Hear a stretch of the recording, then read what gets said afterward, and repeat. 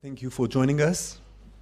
Foreign Minister Gideon and the Minister for Europe and Foreign Affairs of the Republic of Albania, Ms. Elisa Spiropali, will first sign two memoranda of understanding which will help further strengthen the excellent relations between Israel and Albania. Please. The first one is on cooperation in the training of young diplomats.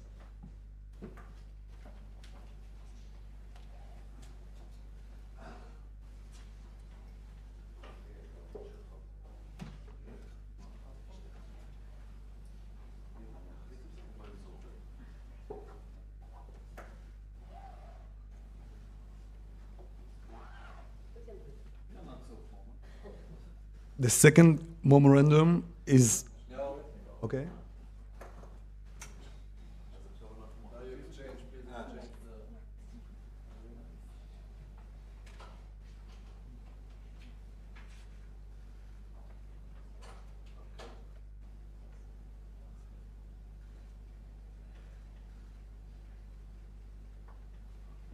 Thank you.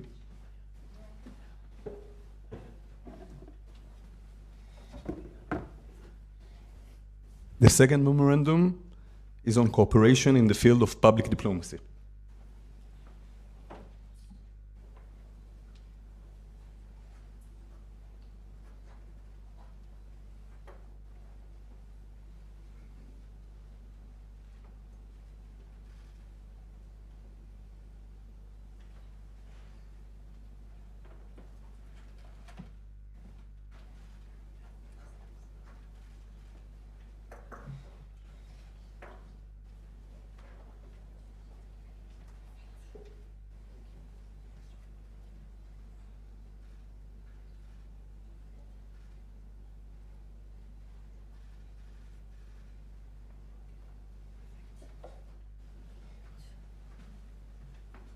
Thank you. Ministers will now give their statements.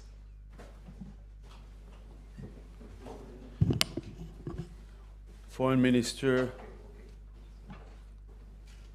of Albania, Elisa Spiropali, it's my honor to welcome you on your first visit to Jerusalem. Relations between Israel and Albania are warm. Albania holds a special place in Jewish history.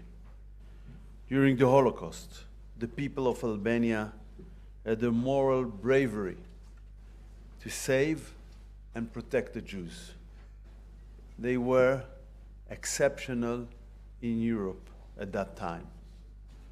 It was the only country in Europe where the number of Jews was greater after the war than before it.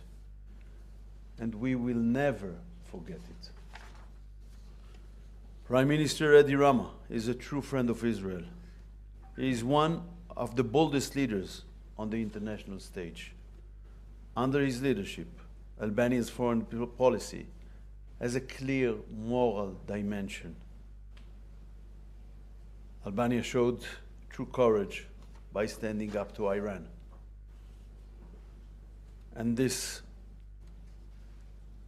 dimension in foreign policy also demonstrated in the bold friendship between our nations, including its support for Israel since October 7th. And that's, as I said, another exception of Albania's moral foreign policy. Minister, we are determined to deepen and strengthen relations between our countries and nations. Israeli tourism to Albania has so far increased this year by over 1,000%. I repeat, 1,000%. We expect there to be more than 77,000 Israeli tourists in Albania this year. But I believe we only started. There are now direct flights and a growing interest of Israelis in visiting Albania. The economic potential in our relations is huge.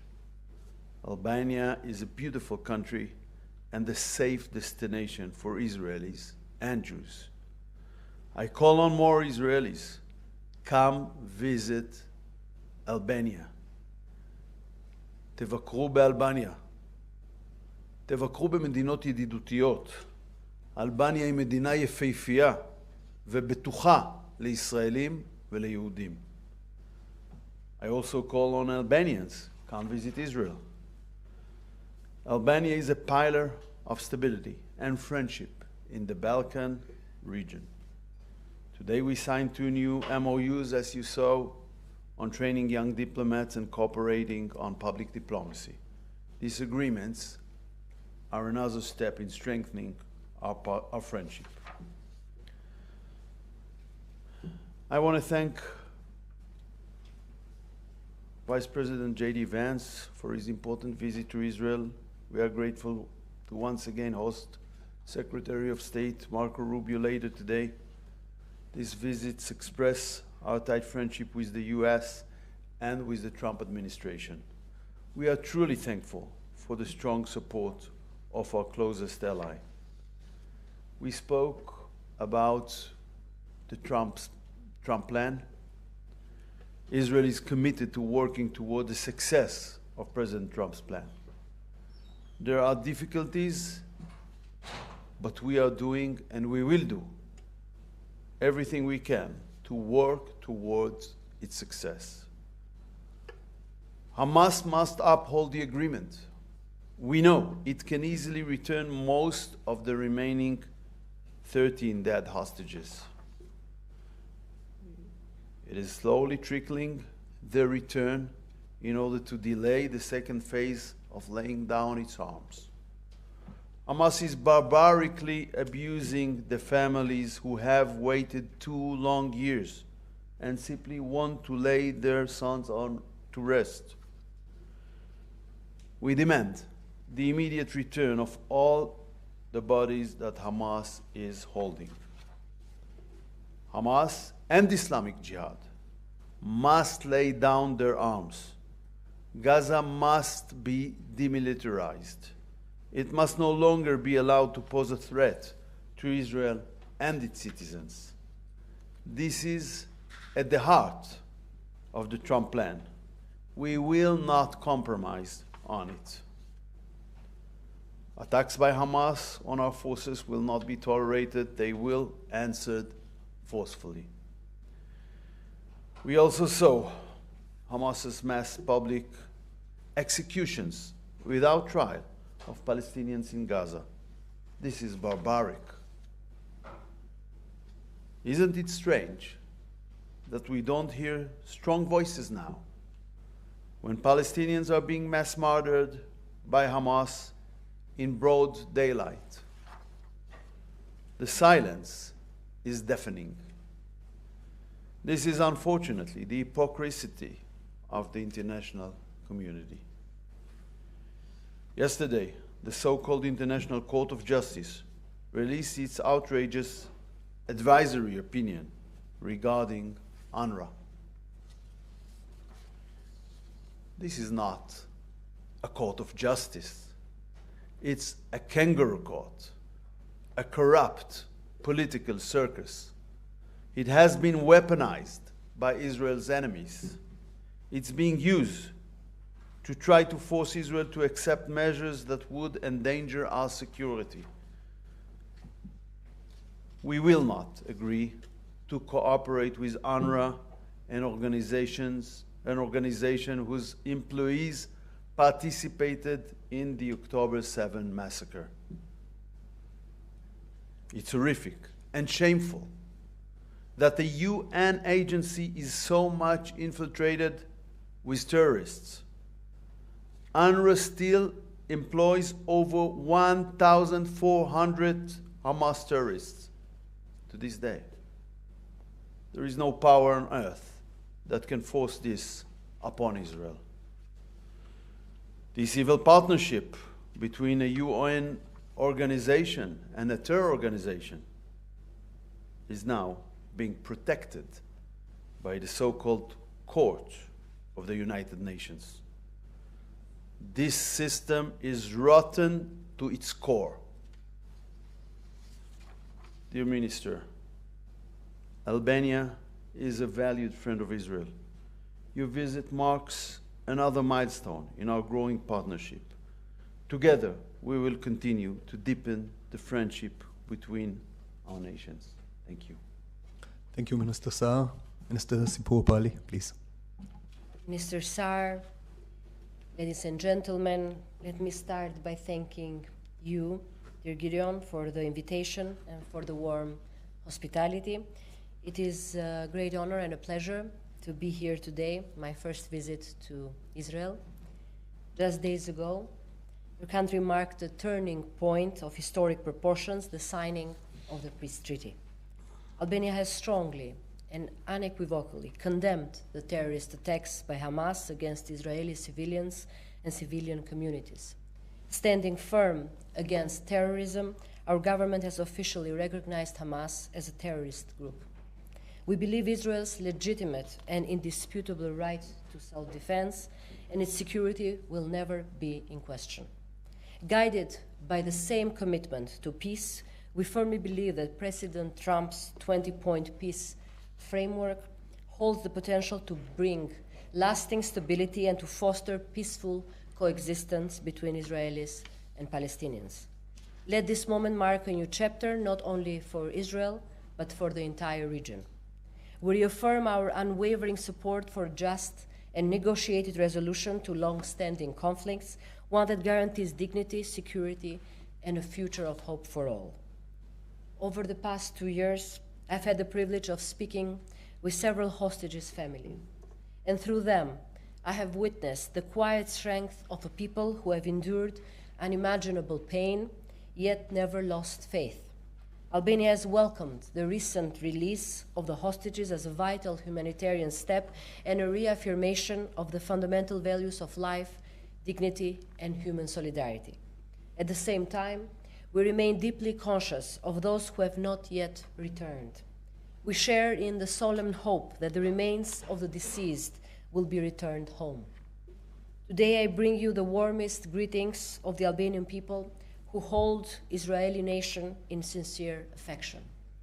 Our two nations may be small in size, but we are immense in spirit. We know what it means to protect our identity, to rebuild from hardship, and to dream beyond our borders.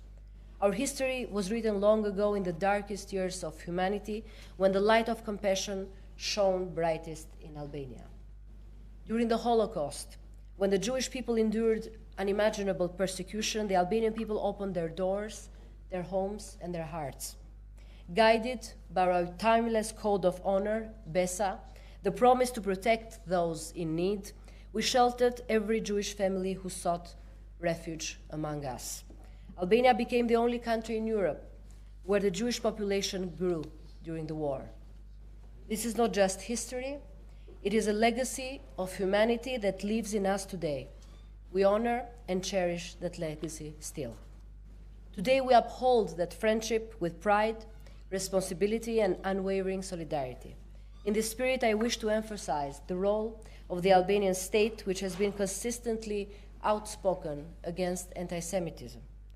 Two significant national projects are underway in this spirit: the Besa Museum in our capital, Tirana, and the Jewish Museum in the beautiful coastal city of Lora. Today we celebrate a new chapter in that story. Our relationship is thriving in cybersecurity, in innovation, in health, in education, in tourism and agriculture.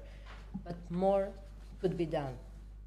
We are proud to learn from Israel's excellence in technology and science, and proud to share Albania's growing potential standing between Europe and the Mediterranean.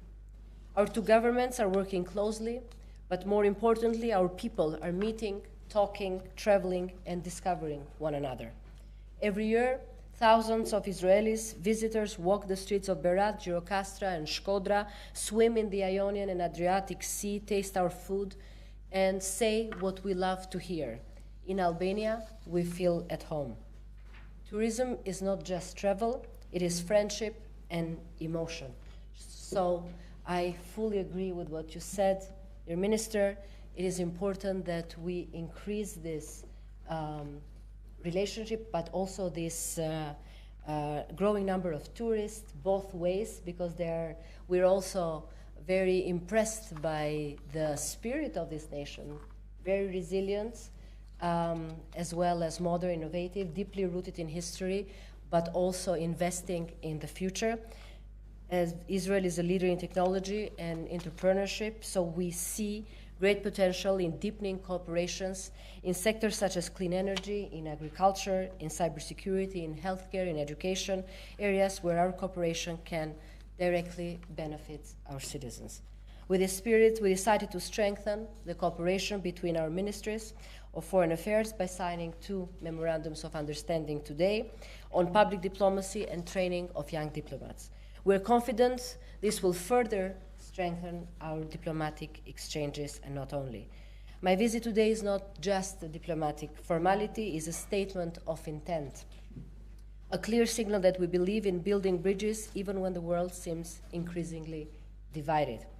We use this opportunity to thank the State of Israel in the name of our Prime Minister, in the name of our government, for the recognition of the Republic of Kosovo, and we hope to see both countries deepen relations too. Let me conclude by saying that Albania and Israel have proven that friendship born in difficult times can grow even stronger in times of peace. We share the same values of courage, resilience, creativity, and respect for freedom, and the profound love for life. Let us continue building more bridges, more partnerships, and more opportunities for our youth, our innovators, our artists, our entrepreneurs, and our people. Thank you. Thank you, ministers. We now have time for a few questions. Yes, please. Just present yourself. Hi, my name is Pesha Magid. I'm from Reuters. I wanted to know, what is the government's position on yesterday's Knesset vote on annexation of the West Bank? And what is your response to Secretary Rubio saying that annexation of the West Bank threatened President Donald Trump's plan to end the conflict in Gaza? Thank you. As you saw, the government hadn't participated in the vote, and that demonstrated our approach. That was a political move of the opposition to try to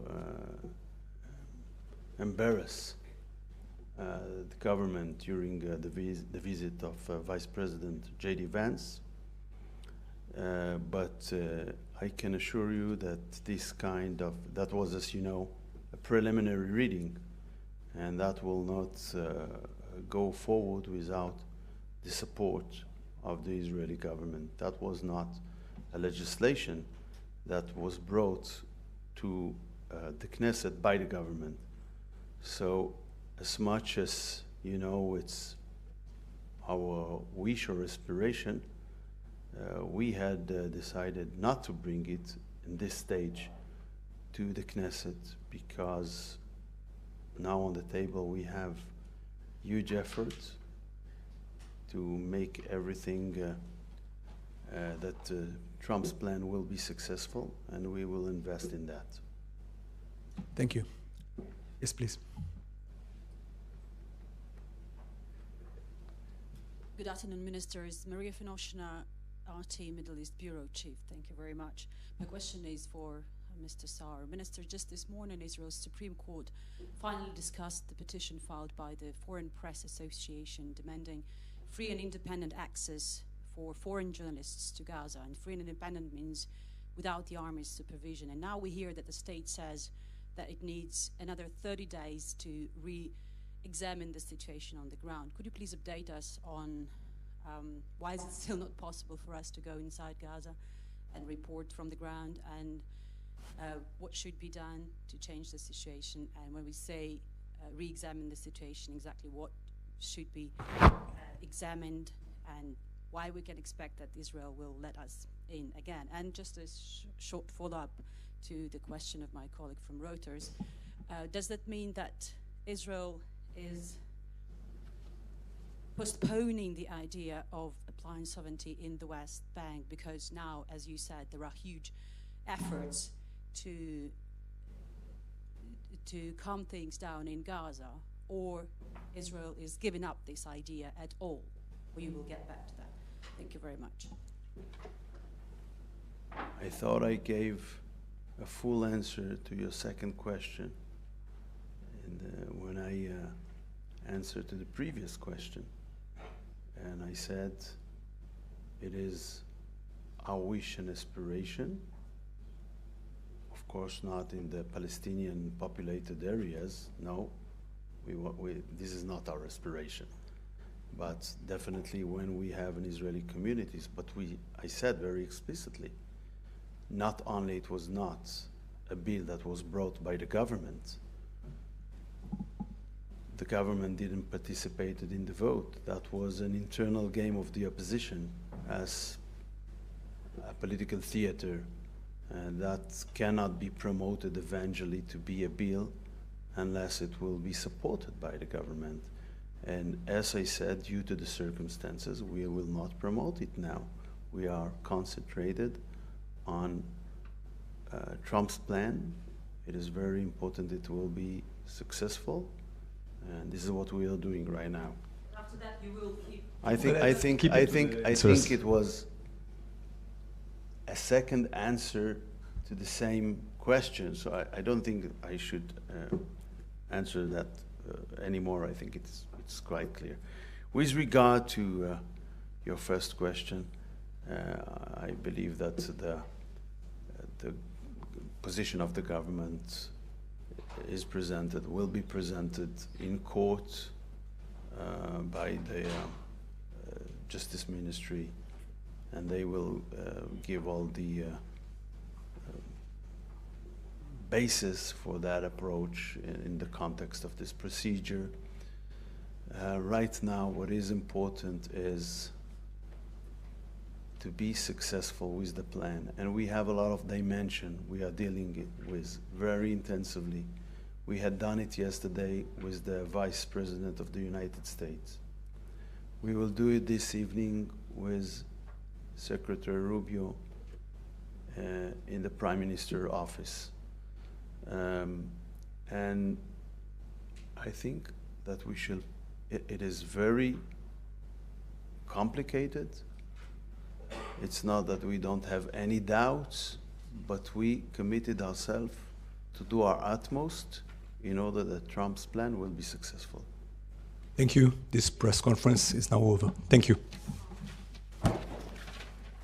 I think they hadn't brought any question to you. It's not fair. I know. No questions from me.